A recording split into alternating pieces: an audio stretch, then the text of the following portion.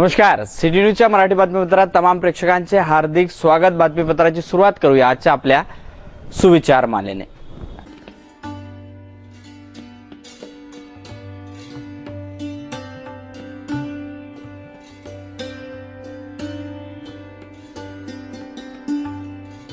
प्रेक्षकांनो, सुविचार मालेनंतर एक अल्पशी विश्रांतीनंतर परत भेटू। पहा फक्त सिटी न्यूज।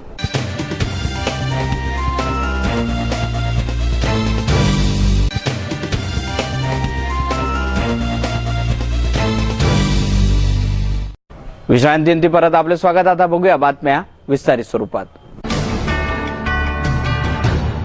स्वातंत्र्य दिनाच्या दिवशी दुपारी युवती कामावरून आपल्या घरी जात असताना भूतेश्वर चौकात दोन युवकांनी तिची छेड काढली। युवतीने आरडाओरड केली असता आरोपी पळून गेला। तसेच युवतीच्या घरी जाऊन तिच्या आईला बेदम मारहाण आरोपीने केली। युवतीच्या तक्रारीवरून राजापेठ पोलिसांनी आरोपी सागर रमेश सावरकर वय वर्ष 19 व प्रथमेश देवराव भगत वय वर्ष 20 राहणार महाजनपुरा यांना पोलिसांनी अटक केली आहे। शहरात एकीकडे स्वातंत्र्य दिनानिमित्त आनंदोत्सव साजरा होत असताना भूतेश्वर चौकात एका मुलीची छेड काढण्यात आली। सदर युवती अल्पवयीन असून ती कामावरून घरी परत येत होती। रस्त्यात तिला आरोपी सागर उमेश सावरकर व प्रमेश देवराव भगत यांनी तिला अडून आमच्या सोबत चल म्हणून तिची छेड काढली। सदर युवतीने घाबरून आरडाओरड केली असता रस्त्याने जाणारे नागरिक धावून आले। आरोपींनी घटनास्थळावरून पोबारा केला। त्याच दिवशी दुपारी युवतीच्या घरी जाऊन तिच्या आईला बेदम मारहाण केली। या संबंधित पीडित युवतीने राजापेठ पोलीस स्टेशनमध्ये तक्रार दाखल केली आहे। सागर रमेश सावरकर 19 वर्ष महाजनपुरा व रमेश हेवराम भगत वय 20 वर्ष हे त्याच मोहल्ल्यातील एका मुलीला कामावरून परत आल्यावर अंदाजे 14 ते 15 वाजताच्या दरम्यान तू कुठं राहतेस, काय करतेस, कशी आहे असे विविध प्रश्न विचारून आमच्या सोबत चाल, 15 ऑगस्ट स्वातंत्र्य दिवस आहे, आपण स्वतंत्रतेने फिरून येऊ असं म्हटलं। मुलीने आरडाओरड केली व तिथे बरेच लोक जमा झाले। बरेच लोक जमा झाल्यानंतर हे दोन आरोपी पळून गेले। पण त्याच्यानंतर तिथे लोक आल्यानंतर हे पळून गेले। थोड्या वेळानं गर्दी शांत झाली। हे मुले त्याच मुलीच्या घरी जाऊन तिच्या आईची मारहाण केली। मुलीच्या रिपोर्टवरून सदरचा गुन्हा 354 ब अन्वये दाखल करून तपासात घेतला आहे। पोलिसांनी आरोपींविरुद्ध अपराध क्रमांक 625/16 कलम 354 ड 323 506 व 34 गुन्हा दाखल करून आरोपींना अटक केली आहे। पुढील तपास राजापेठ पोलीस करीत आहेत। पिंपळखुटा येथील शंकर महाराज आश्रम शाळेत काही दिवसापूर्वी प्रथमेश सगणे याच्यावर जीवघेणा हमला करण्यात आला। यात सगणे या विद्यार्थ्यावर त्याचा गळा चिरून जीव घेण्याचा प्रयत्न केला होता। याबाबत आरोपीची सीआयडी चौकशी करण्यात यावी, तसेच शंकर महाराज आश्रम शाळेच्या अध्यक्षावर कारवाई व्हावी असे निवेदन मानवी हक्क अभियान, महाराष्ट्र सोशल फ्रंट, भाजपा महिला आघाडी, भाजपा दलित आघाडीच्या वतीने जिल्हाधिकाऱ्यांना निवेदन देण्यात आलं। काही दिवसांपूर्वी पिंपळखुटा या गावातील शंकर महाराज आश्रम शाळेत विद्यार्थ्यांवर जीवघेणा हल्ला करण्यात आला होता। यात प्रथमेश सगणेवर धारदार शस्त्राने गंभीर वार करण्यात आले होते। प्रथमेश हा नागपूरमधील एका रुग्णालयामध्ये मृत्यूशी झुंज देत आहेत। या हल्ल्यामागील नरबळी किंवा लैंगिक शोषण असल्याचा प्रश्न संघटनेने केला आहे। सदर आश्रम शाळेवर अंकुश नाही, तसेच त्या ठिकाणी मनमानी कारभार चालते असेही प्रश्न या ठिकाणी मांडण्यात आले। हल्ला करणाऱ्यांची सीबीआय चौकशी व्हावी व आश्रमशाळेच्या अध्यक्षावर कठोर कारवाई करण्यात यावी याबाबत अनेक संघटनांनी जिल्हाधिकाऱ्यांना निवेदन दिले। यावेळी शेकडो नागरिक उपस्थित होते। पिंपळखुटा येथील अनुदानित आश्रमशाळा शंकर बाबा त्या आश्रमशाळेचे व्यवस्थापक आहेत। गेल्या अनेक दिवसापासून त्या ठिकाणी बालकांवर, जे बालक अज्ञान आहेत अशा बालकांवर लैंगिक अत्याचार, नरबळीचा प्रकार गेल्या अनेक वर्षापासून चालू आहे। यापूर्वी 4 महिने अगोदर अशी घटना घडली होती, परंतु आज सगण्याच्या माध्यमातून ही घटना उदयास आली। सगणे हा मातंग कुटुंबामधून 11 वर्षाचा मुलगा आहे। 11 वर्षाचा मुलगा असल्यामुळे संपूर्ण महाराष्ट्रभर याचा पडसाद या अमरावती शहरामध्ये आपल्याला पाहावयास मिळत आहे। पिंपळखुटा येथे एका दलित विद्यार्थ्याची हत्या करण्यात आली, परंतु पोलिसांना जो सांगितलेलं आहे का ही नरबडी आहे, त्या ठिकाणी जर अगोदरची जर नरबडी पाहिले असता असा नरबडीचा कुठलाही पुरावा दिसत नाही. नरबडी घ्यायचा असता तर मात्र त्याला कोण्या ठिकाणी पूजापाठ करून त्याला नरबडी घेतल्या जाते, परंतु असा पुरावा कुठलाही नसताना पोलिसांनी नरबडी म्हणून कुठल्या तरी प्रकरण धडपडायचं आहे असं यातून सिद्ध होते. म्हणून शासनानं ही जी संस्था आहे त्या संस्थेची मान्यता रद्द करावी असं याचे आहे. आणि शंकर बाबाजी संस्थान आहे यांचा जो पिंपळखुटा येथील जो प्रकार आहे हा प्रकार यापूर्वी सुद्धा अनेक प्रकार घडलेला आहे. जी घटना आहे ती खरंच निंदनीय आहे. दिवसांदिवस मुलांवर अत्याचार होत आहेत. हे सगळं होत असताना आपण नेहमी फक्त शोकांतिका करतो आणि फक्त निषेध करतो, कृती काही करत नाही. प्रत्येक आज बोलण्याचा विषय असाही उलट अशा जेव्हा घटना घडत असतात तर शासनाचं काय काम आहे? शासनाकडे जर सगळे हत्यार असताना, शासनाकडे काही नियम असताना त्यांच्याकडे त्या नियमाचा ते उपयोग का घेत नाही? जेव्हा त्यांना माहीत पडतं ही पहिली घटना नाही, याच्या आधी मुलांवर अत्याचार होतच राहून राहिले, कधी नरबळीचे तर कधी अतिप्रसंगाचे तर कधी काही चालूच राहून राहिले. संघटनांनी इथं यायचं, संघटनांनी त्याचा निषेध करायचा, याच्या पलीकडे काही दुसरं उरलेलं नाही आहे. आज कलेक्टर साहेबांना निवेदन याच निमित्तानं आम्हाला द्यायचं आहे की तुम्ही तुमची स्वतःची जेव्हा पॉवर तुमच्याकडे तर त्या पॉवरचा यूज कधी करता? तुम्हाला प्रूफ दिल्या जातात, तुम्हाला सगळी माहिती दिल्या जातात, त्याच्यानंतर ही कठोर कार्यवाही का करत नाही? त्यासाठी आम्ही इथं आलेलो आहे. जर या सगळ्या मुलांना जर त्याचा न्याय मिळत नसेल तर आम्ही शिवसेनाकडनं, आमच्या महिला आघाडीकडनं निश्चितच त्या मुलाला न्याय देण्याकरता आम्ही आमच्या पद्धतीने लढा देऊ. बातमीपत्रात वेळ झाली आहे एका अल्पशा विश्रांतीनंतर परत भेटू. पहा फक्त सिटी न्यूज.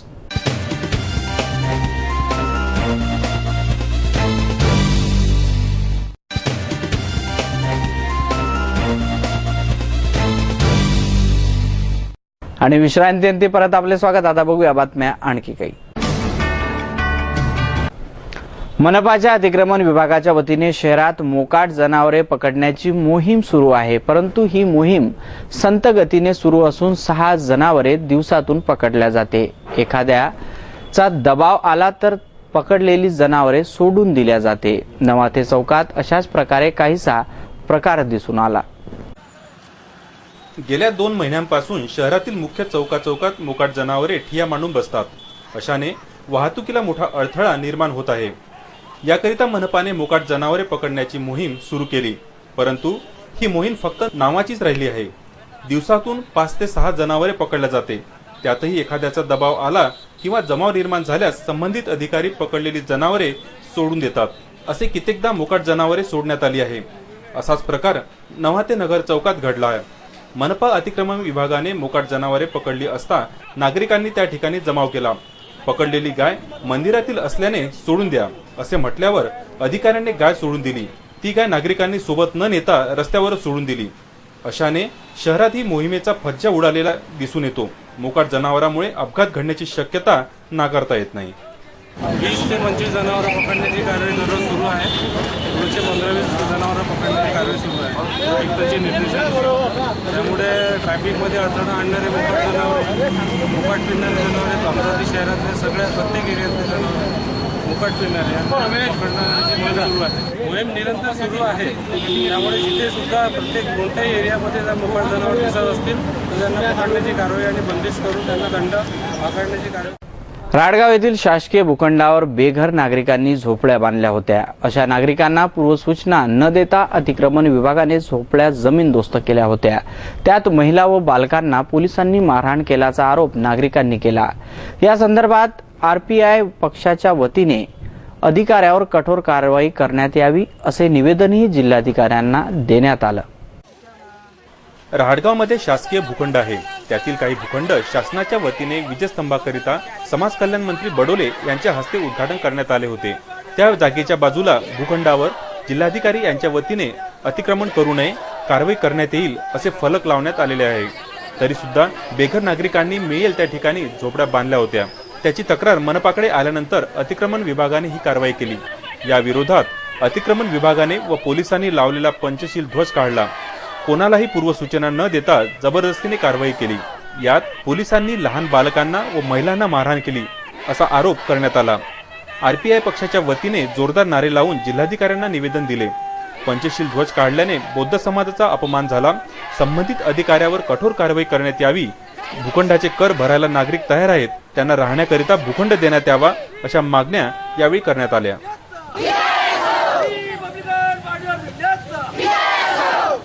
इंटिमेशन किंवा सूचना न देता घरं पाडले, बायांना धक्काबुक्की केली, मारहाण केला आणि छोट्या मुलांना अक्षरशः म्हणजे दुसऱ्यासारखं म्हणजे फेकण्यात आलेलं आहे.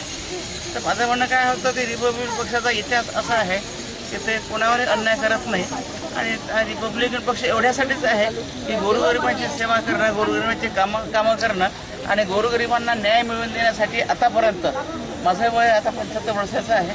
माझ्या अगदी लहानपणापासून आतापर्यंत आम्ही रिपब्लिकन पक्षाच्या आंदोलनामध्ये लोकांना, जनतेला त्यांचे प्रश्न त्यांच्या पदरात पाडवून देण्यासाठी वाटेल तेवढे आंदोलन केले.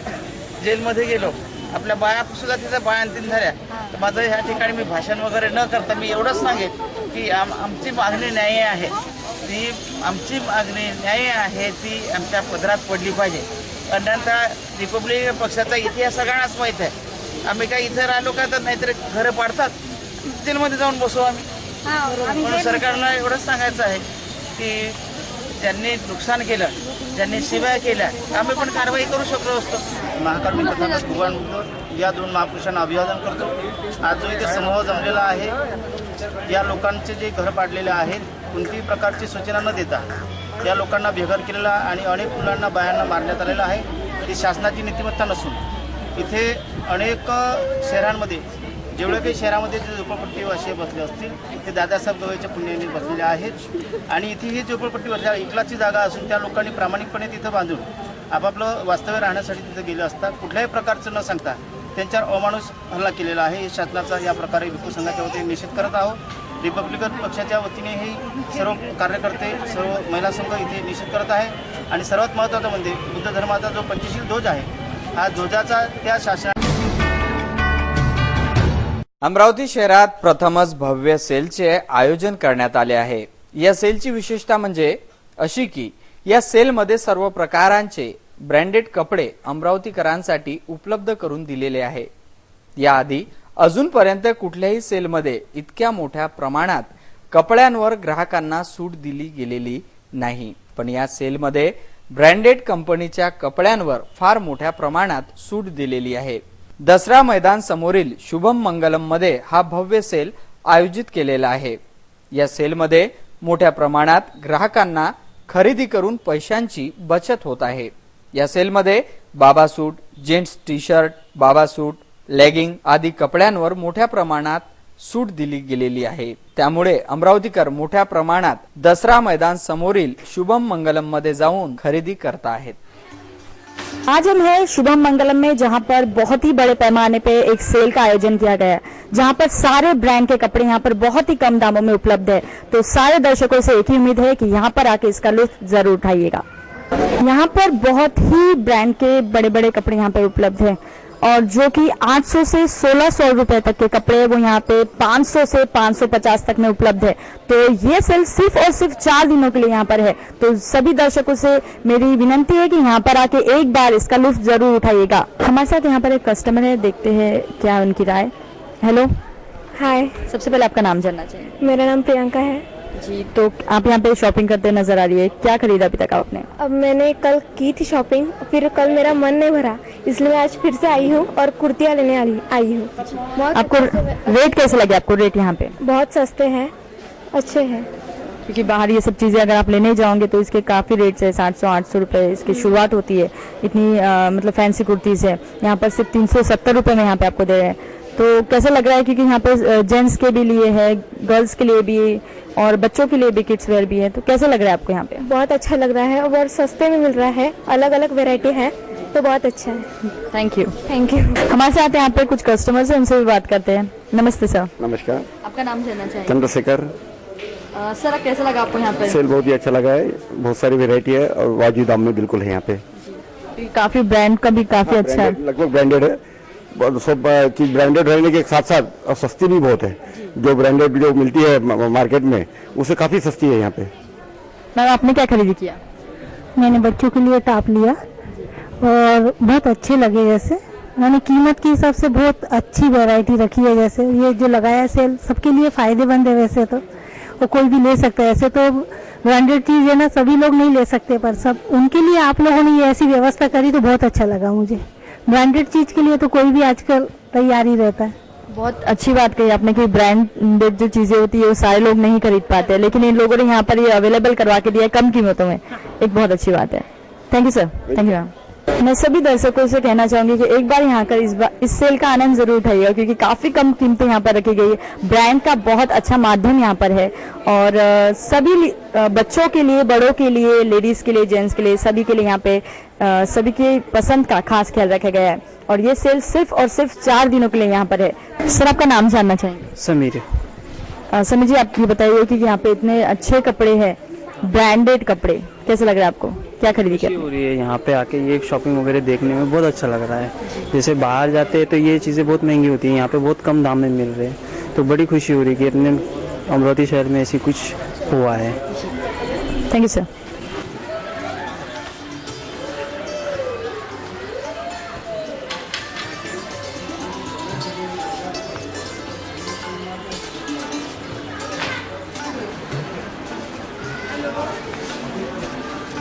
ब्रांडेड कपड़े हैं, फैब्रिक के साथ आने के लिए बहुत अच्छे शहर से सस्ते दाम में बहुत अच्छे कपड़े एकदम फैमिली के लिए एकदम अच्छे से मार्केट में एकदम कम रेट में।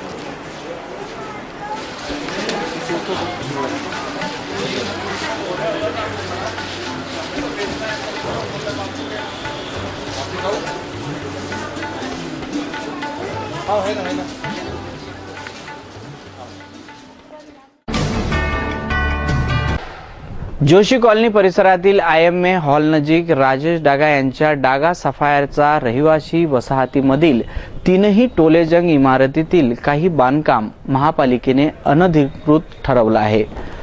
वर्ल्ड क्लास इमारतीच्या नावावर धूळफेक करण्यात आली आहे, त्यामुळे ग्राहकांमध्ये कमालीची धास्ती आहे। डागा सफायरच्या टोलेजंग इमारती अनधिकृत असल्याचं शिक्कामोर्तब महापालिकेने केलंय, त्यामुळे ग्राहक या विरोधात न्यायालयात जाण्याच्या तयारीत आहेत। डागा सफायरच्या 3 टोलेजंग इमारती उभारण्यात आल्या आहेत। A, B व C या 3ही इमारतींमधील काही बांधकाम महानगरपालिकेने अवैध ठरवलं आहे। काही दिवसांपूर्वी मुख्यमंत्र्यांनी घोषणा केली होती, 100 फुटांच्या वर ज्यांची जागा असेल त्यांना 2 FSI देण्याची ही घोषणा होती। त्या हिशोबाने डागा सफायरने ही महत्वाकांक्षी बांधकाम केलं आहे, परंतु घोषणा अंमलात आणली गेली नाही। परवानगी नसताना ती घोषणा गृहीत धरून डागा सफायरने बांधकाम केलं, ते आता अवैध ठरलं आहे। डागा सफायरच्या A इमारतीसाठी तळघर तळमजल्यासह पहिल्या ते 8व्या मजल्यापर्यंत 1126.25 चौरस मीटर क्षेत्रफळात बांधकामाला महापालिकेकडून परवानगी देण्यात आली। प्रत्यक्षात डागा यांनी 1734.43 चौरस मीटर क्षेत्रफळात बांधकाम केलं। डागा सफायरच्या B इमारतीसाठी 2178.80 चौरस मीटर क्षेत्रफळात बांधकामाला महापालिकेकडून परवानगी देण्यात आली। तेथे प्रत्यक्षात डागा यांनी 4114.60 चौरस मीटर क्षेत्रफळात बांधकाम केलं, म्हणजे 1935.80 चौरस मीटर अधिकचं बांधकाम केलं गेलं। C इमारतीसाठी तळघर तळमजल्यासह पहिल्या ते 8व्या मजल्यापर्यंत 2896.76 चौरस मीटर क्षेत्रफळात बांधकामाला महापालिकेकडून परवानगी देण्यात आली। तेथे 3849.10 चौरस मीटर क्षेत्रफळात बांधकाम केलंय। 952.34 चौरस मीटर क्षेत्रफळात अधिकचं बांधकाम केलं।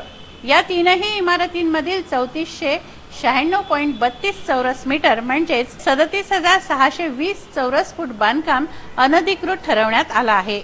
या अनधिकृत बांधकामाबद्दल महापालिकेने डागा यांना नोटीस पाठवली आहे। महाराष्ट्र प्रादेशिक व नगर रचना अधिनियम 1966 च्या कलम 44 अंतर्गत बांधकाम परवानगीचा अर्ज नकाशासह रीतसर ऑटो DCR प्रणाली अंतर्गत कार्यालयात दाखल करावा। तत्पूर्वी 10 लाखांची अनामत रक्कम 2 दिवसात भरावी, अशी नोटीस सहाय्यक संचालक नगर रचना विभागाकडून संबंधितांना पाठवण्यात आली होती।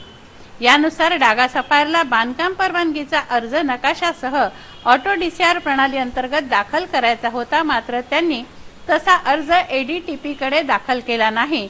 त्यामुळे डागा सफायरच्या A, B, C या 3 इमारतींमधील 3496.32 चौरस मीटर बांधकाम अनधिकृत व अवैध ठरवण्यात आलाय। त्यामुळे ग्राहकांमध्ये कमालीची धास्ती आहे। अंबानगरी वासियांसाठी आपण वर्ल्ड क्लास इमारती उभारत असल्याचा दावा डागा सफायरकडून वारंवार करण्यात येतो। या 8 मजली इमारतींमध्ये जागतिक दर्जाचे तंत्रज्ञान वापरून ग्राहकांना इतरांपेक्षा सुविधायुक्त फ्लॅट देण्याचे आश्वासन डागा यांनी दिलं। या 8 मजली इमारतींना तत्कालीन आयुक्तांची परवानगी असल्याचं सांगितलं जातं। प्रत्यक्षात मात्र कुठलीही लेखी परवानगी नसल्याची माहिती समोर आली आहे। हाय राईज बिल्डिंग बांधण्याचा दावा करणाऱ्या डागा सफायरची पायाभरणीच खोट्यावर आधारित असेल तर उर्वरित सारेच अनधिकृत व अवैध ठरते। त्यामुळे ग्राहक कमालीचे संतप्त आहेत। लाखो रुपये खर्च करून डागा सफायरमध्ये नागरिकांनी फ्लॅट बुक केले आहेत। अशात अवैध बांधकामामुळे त्यांच्यात खळबळ उडाली आहे।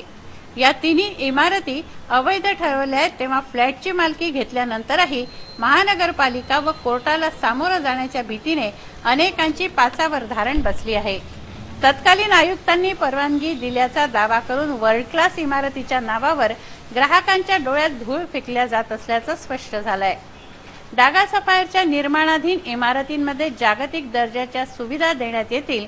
या तीनही इमारती जागतिक दर्जाशी बरोबरी करणाऱ्या असतील अशी आकर्षक जाहिरात डागा यांच्याकडून करण्यात आली। भूल थापा मारून त्यांनी ग्राहक मिळवले, मात्र अनधिकृत व अवैध बांधकाम करून डागा जागतिक दर्जाची इमारत उभारण्याचा दावा कसा काय करू शकतात। महापालिकेच्या हद्दीतील मौजे कॅम्प शीट नंबर 37 भूखंड क्रमांक 8/1 नजुल प्लॉट या जागेवर अवैध आणि अनधिकृत बांधकाम केल्याचं स्पष्ट झालंय। तत्कालीन आयुक्तांनी आपल्याला वाढीव FSI दिला होता, त्यामुळे आपण अतिरिक्त बांधकाम केलेलं नाही असं डागा यांच्याकडून सांगण्यात आलंय। मात्र त्याबाबतचा कुठलाही शासन निर्देश प्राप्त नसल्याने ते बांधकाम अनधिकृतच आहे असा आयुक्तांचा दावा आहे।